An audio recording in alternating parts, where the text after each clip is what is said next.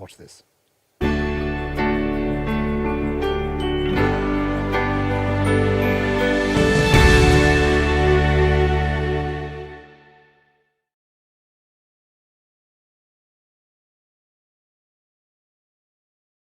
My name is Paul Matson. I'm the chairman and founder of Hull for Heroes. So I basically was a soldier. When I left the forces, I ended up homeless. Found myself running down a slippery slope and just couldn't cope with things, and felt like the big blanket that I'd had around me inside the forces had been taken away, and I was left on my own. Struggled, turned to drink, turned to drugs, and just fell in the gutter basically.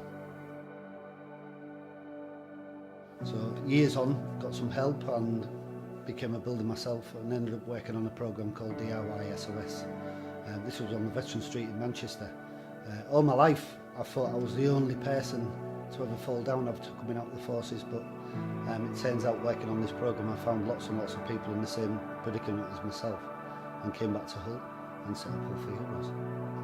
I just sat at some traffic lights and saw a derelict house and thought, I'm a builder. Most of my mates were builders, and we could do something. If any of us could join together and renovate a house for a veteran, wouldn't that be great? And I posted something up on Facebook, and it went wild. And a week later, 10 people had joined together. None of us knew each other, and we were renovating a house for a veteran. It was an absolute whirlwind. And all of a sudden, a week later after that, we were renovating another house, and a charity started. We help veterans in need and their families with, that transitional journey. So a veteran who might need help with housing, anybody who needs help with, benefit applications, but also anything from a point of view of just really someone to talk to and someone, to help out when they're in that hour of need. Lots of people in this area need help. We're not the only agency, and we work with many, and we see that there is quite a big downfall. We don't come from the best part of the country monetarily, but we do come from the best part of the country for people helping people. Basically, the Veterans Village, it's a 20-acre site which will provide training support and housing for veterans and their families. And the idea was born from really the early days when Paul Matson got involved with DIY SOS across in at the Veteran Street in Manchester. So he came back to Hull and thought, hang on, we can do something similar here. And before we knew it, there was a whole raft of people wanting to get involved and wanting to help veterans. And then over a period of time, we realised that we needed our own housing, and we started looking around for sites, and we came across a fantastic site just on the border of Hull and the East Riding, where we could build a Veterans Village.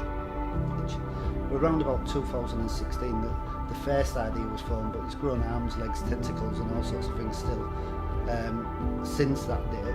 But now we've come up with a real good plan, and obviously it's gone through planning permission, and we're there.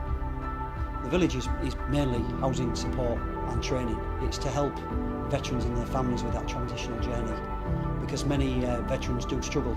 They've spent their life in the forces and they've become acclimatised to that way of life, and it's just really helping them with that transition, and all of a sudden it's a big change for them. So it's really to help them get that first step on the ladder and start to become part of the community. There's 48 houses on the village itself, and a lot of them are for families as well. So probably within a year there's going to be hundreds of people that get some help from the village, and not just the people that are living on the village.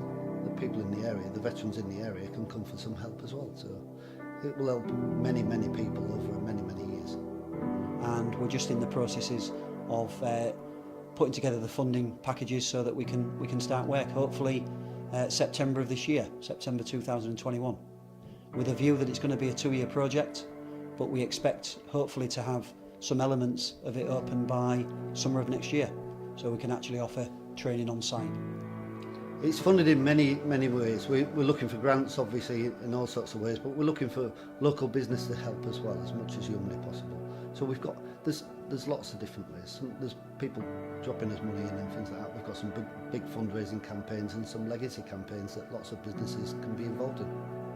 The project is funded via various means, really. We're looking at match funding from various individuals. We're also looking at lottery funding at the moment, government support, obviously, but also support from the Armed Forces Covenant. So there's a whole raft of different areas that we're approaching funding from. We're very lucky in this area that the local authority do have a fantastic support for veterans, but I think that any help that charities can give as an addition would really help and benefit those veterans and their families. I think basically what I'd like to say is that if you as a company can help in any way, by all means do. We have a package that is effectively what we call a legacy package, so that any company can get involved, whether it's large or small, basically, and anything from contributing to putting a brick in a wall through to helping us build a support centre or a training centre. So anything that local companies and communities can do would massively help. So if you need to know anything about that, please get in touch.